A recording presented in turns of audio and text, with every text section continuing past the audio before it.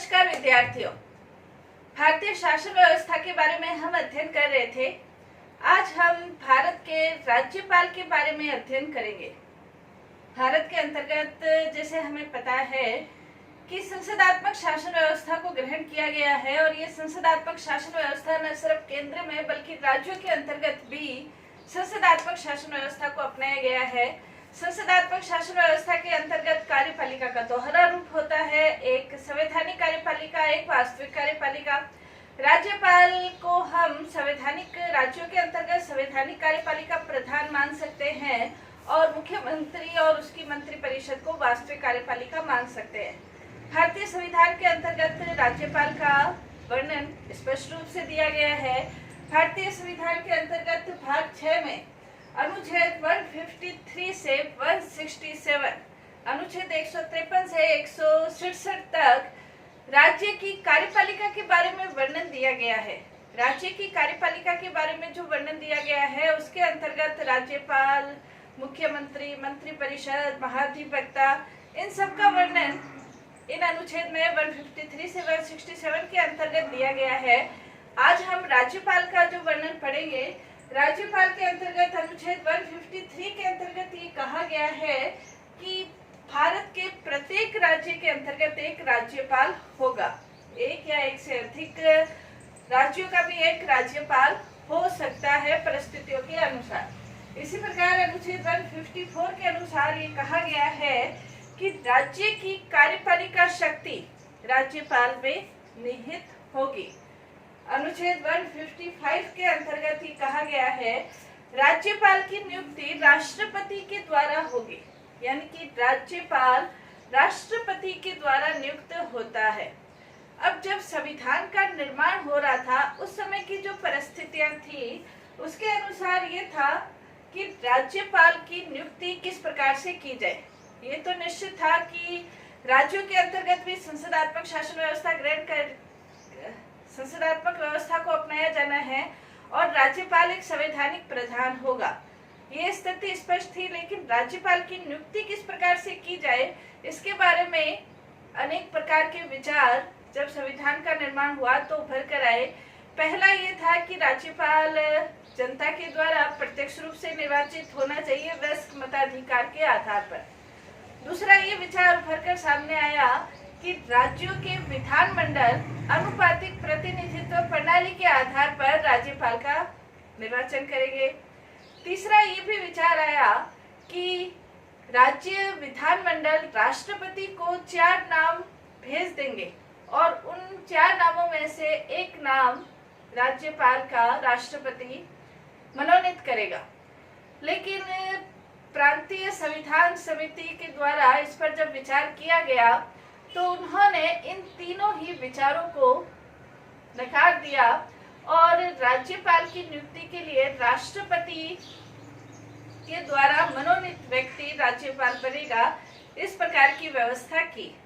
अब इस प्रकार की व्यवस्था क्यों की उसका उत्तर देते हुए भी प्रांतीय संविधान समिति ने कहा था कि यदि हम राज्यपाल का निर्वाचन वयस्क मताधिकार के आधार पर करते हैं तो वयस्क मताधिकार के आधार पर निर्वाचन करने के बाद यदि राज्यपाल को किसी भी प्रकार की शक्ति वास्तविक रूप में प्रदान नहीं करे तो ये एक बड़े असमंजस की स्थिति हो जाती है। और राज्यपाल यदि कोई महत्वाकांक्षी व्यक्ति है और उसने वयस्क मताधिकार के आधार पर अपना पद प्राप्त किया है तो हो सकता है कि वो उस संवैधानिक प्रधान की भूमिका नहीं निभाए और वास्तविक प्रधान बनने की दिशा में अपने कदम बढ़ाए तो संवैधानिक संकट की स्थिति उत्पन्न हो सकती है। इसलिए वयस्क मताधिकार प्रणाली को स्वीकार नहीं किया गया। दूसरा, इसके अंतर्गत वयस्क मताधिकार प्रणाली के अंतर्गत यदि राज्यपाल का निर्वाचन होता तो राज्यपाल दलबंदी, गुटबंदी के अंतर्गत लिप्त हो जाता और यदि राज्यपाल का निर्वाचन करना है वयस्क मताधिकार के आधार पर यदि राज्यपाल का निर्वाचन करना है तो राज्यपाल को उम्मीदवार कौन बनाएगा? तो राज्यपाल को उस राज्य का जो मुख्यमंत्री है वो उम्मीदवार बनाएगा। तो क्या राज्यपाल मुख्यमंत्री का उम्मीदवार होगा? तो ये संवैधानिक रूप से सही नहीं होता, क्योंकि संवैधानिक प्रधान की जो भूमिका है वो मुख्यमंत्री से बड़ी भूमिका है, और यदि वो मुख्यमंत्री का उम्मीदवार होता तो वो 2 नंबर का व्यक्ति हो जाता। इसलिए वयस्क मताधिकार को नकार दिया गया। अब ये सोचा गया कि राज्यों के विधानमंडल अनुपातिक प्रतिनिधित्व के आधार पर राज्यपाल का निर्वाचन करे। यदि राज्यपाल का निर्वाचन राज्यों के विधानमंडल के द्वारा होता तो ये उत्तर दिया गया कि इसमें राज्यपाल निष्पक्ष भूमिका नहीं निभा पाता। जो बहुमत उस विधानमंडल में है उसकी हाथ की राज्यपाल कठपुतली बन सकता था, और राज्यपाल जब उसके हाथ की कठपुतली बन जाता तो संवैधानिक प्रधान की भूमिका की आशा जो राज्यपाल से की जाती है वो राज्यपाल नहीं निभा पाता। इसके अलावा ये सोचा गया कि यदि राष्ट्रपति को 4 नाम भेज दिए जाए, राष्ट्रपति उसमें से एक व्यक्ति को राज्यपाल बनाए तो क्या स्थिति रहेगी, तो उसका भी नकार दिया गया और ये कहा गया कि यदि विधानमंडल 4 नाम दे तो हो सकता है कि वो गुटबंदी के आधार पर ये 4 व्यक्ति राज्यपाल निर्वाचित होने के लिए प्रयास है वो गलत प्रयास करे या कोई भ्रष्टाचार करे, उस आधार पर अपना नाम नामित करवाने के लिए गलत साधनों का प्रयोग करे, तो इस आधार पर इसको भी नकार दिया गया। इसके अलावा ये देखा गया कि यदि विधानमंडल के द्वारा राज्यपाल का निर्वाचन हो तो जो राज्यपाल है उसकी अधिकतर भूमिका यही रहती कि वो चुनाव के नेक्स्ट चुनाव की तैयारी करने के लिए अपना कार्य करने लगता और चुनाव में ही अपना समय व्यतीत करने लगता। तो इस प्रकार से ये सोचा गया कि जो राज्यपाल की जो भूमिका है या राज्यपाल जो निर्वाचित है राष्ट्रपति के द्वारा निर्वाचित होना चाहिए। पहले ये सोचा गया कि जो राज्यपाल है वो संवैधानिक प्रधान की भूमिका प्रधान रूप से अपनाएगा और जो केंद्र के अभिकर्ता की भूमिका है वो गौण रूप से निभाएगा। लेकिन जब भारत स्वतंत्र हुआ उस समय की जो सामाजिक आर्थिक परिस्थितियां थी, सांप्रदायिकता का जो तांडव भारत के अंतर्गत हो रहा था और जो उस समय की राजनीतिक अंतर्राष्ट्रीय जो परिस्थितियां थी उसके अंतर्गत संविधान निर्माताओं ने ये सोचा कि केंद्र को शक्तिशाली बनाना आवश्यक है। केंद्र को शक्तिशाली बनाने के लिए आवश्यक है कि राज्यों के अंतर्गत राज्यपाल के माध्यम से केंद्र सरकार के द्वारा अपनी शक्ति को बढ़ाया जाए और इसके अंतर्गत राज्यपाल की नियुक्ति केंद्रीय सरकार के द्वारा की जाए ताकि राज्यों के ऊपर नियंत्रण सरकार के माध्यम से बना रहे। इसलिए केंद्र सरकार को शक्तिशाली बनाने के लिए भी ये सोचा गया कि राज्यपाल की नियुक्ति राष्ट्रपति के द्वारा होनी चाहिए। तो इन्हीं सब कारणों के अंतर्गत जो राज्यपाल की नियुक्ति है वो राष्ट्रपति के द्वारा होती है और राष्ट्रपति के द्वारा मनोनीत होता है। इसको हमने कनाडा के संविधान के अंतर्गत लिया है। जैसे कृष्णस्वामी अय्यर ने भी संविधान सभा के अंतर्गत ये कहा था कि समरूपता की प्राप्ति के लिए अच्छे कार्यों का संचालन करने के लिए राज्यपाल और मंत्री परिषद के बीच सुचारू अच्छे संबंध विकसित करने के लिए हमें कनाडा के संविधान के अनुरूप राज्यपाल की व्यवस्था करनी होगी और इसीलिए भारत में राज्यपाल की जो नियुक्ति है मनोनयन है वो राष्ट्रपति के द्वारा किया जाता है। हालांकि इसकी आलोचना भी हुई थी। राज्यपाल की नियुक्ति के संबंध में ये सोचा गया कि जब राज्यपाल की नियुक्ति की गई तो ये सोचा गया था कि जो राज्यपाल है संवैधानिक प्रधान की प्रधान भूमिका निभाएगा और केंद्र के अभिकर्ता की गौण भूमिका निभाएगा। लेकिन राज्यपाल की भूमिका का यदि हम विश्लेषण करें, वर्तमान समय भी यदि विश्लेषण करें तो जैसे राजस्थान के राज्यपाल है, कर्नाटक के राज्यपाल है या महाराष्ट्र के राज्यपाल है, यदि उनकी भूमिका देखें तो केंद्र सरकार के अभिकर्ता की भूमिका उनकी महत्वपूर्ण है, संवैधानिक प्रधान की भूमिका कौन है। इसीलिए आलोचना की गई। एक और आलोचना ये भी की गई कि यदि राज्यपाल अन्य दल का हो और मुख्यमंत्री अन्य दल का हो तो दोनों के बीच मतभेद की स्थिति भी उत्पन्न हो सकती है।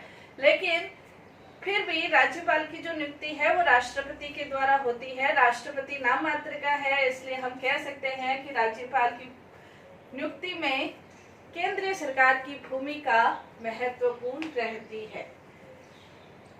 राज्यपाल की योग्यता देखें तो राज्यपाल की योग्यता का वर्णन संविधान के अनुच्छेद 157 और 158 के अंतर्गत किया गया है। 157 के अंतर्गत ये कहा गया है कि राज्यपाल पद पर निर्वाचित होने वाला व्यक्ति भारत का नागरिक होना चाहिए, 35 वर्ष की आयु पूरी किए हुए होना चाहिए।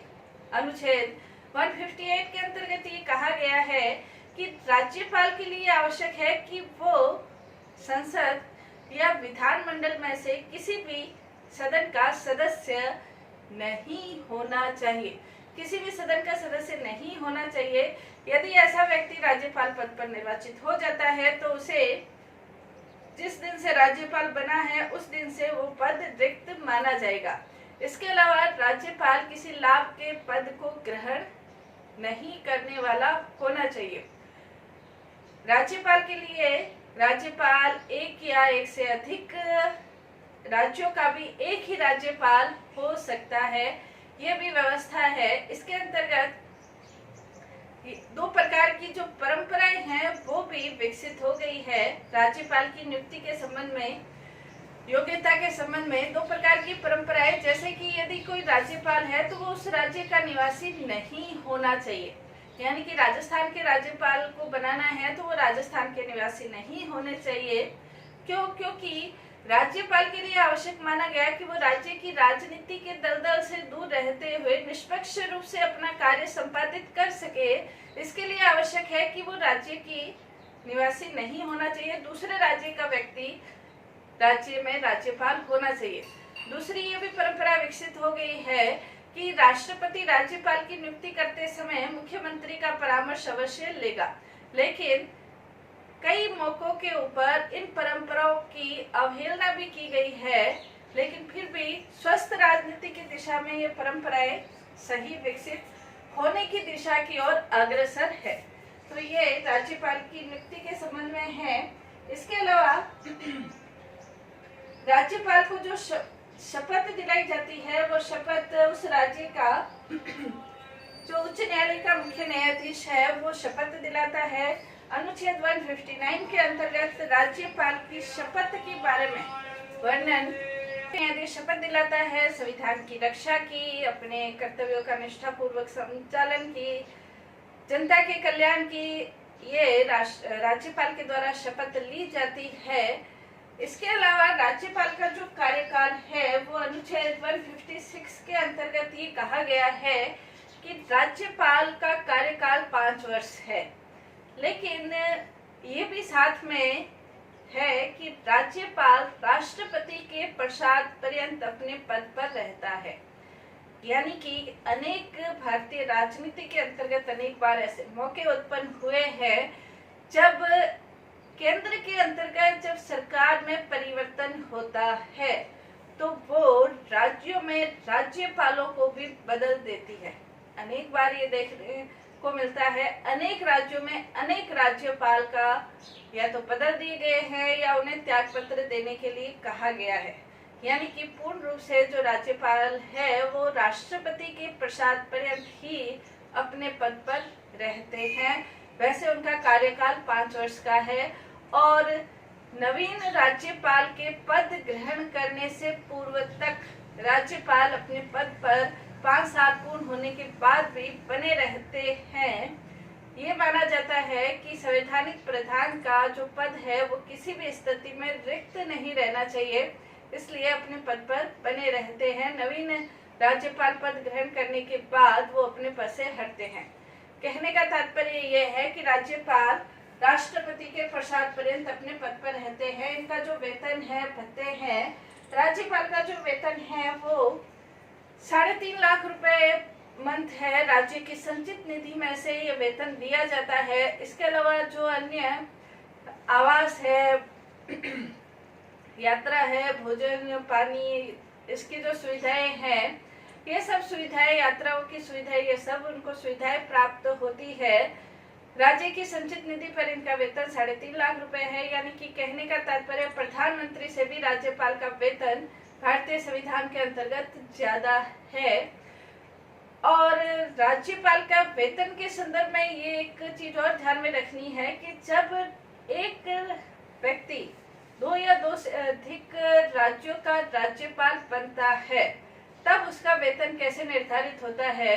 तो तब उसका वेतन राष्ट्रपति के द्वारा राज्यों की स्थिति के आधार पर मापदंड निर्धारित करके राज्यों को अलग अलग बांटकर उनका वेतन निर्धारित किया जाता है। यानी कि उनका वेतन रहता तो 3.5 लाख ही है, लेकिन कितना भाग कौन सा राज्य देगा ये निर्धारित कर दिया जाता है।